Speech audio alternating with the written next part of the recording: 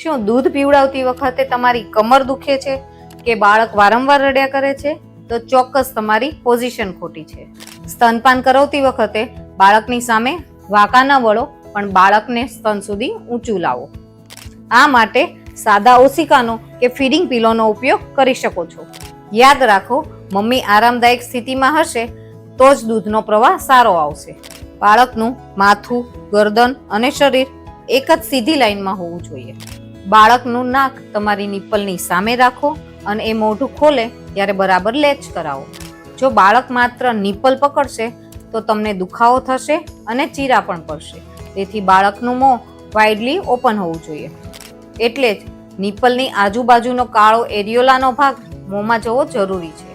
બેસીને દૂધ પીવડાવો છો તો પગ નીચે સ્ટૂલ રાખો, જેથી કમર પર બધો ભાર ન આવે.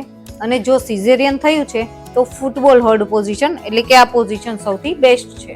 યાદ રાખો, સાચી પોઝિશન એટલે માને શાંતિ અને બાળકને પૂરતું પોષણ. જો તમને નિપ્પલમાં દુખાવો થતો હોય તો ચોક્કસથી મને કોમેન્ટ કરો, હું એનો ઉપાય જરૂર જણાવીશ. આ વિડીયો દરેક નવી માતા સાથે શેર કરો. યાદ રાખો, સ્વસ્થ માતા સ્વસ્થ પરિવાર.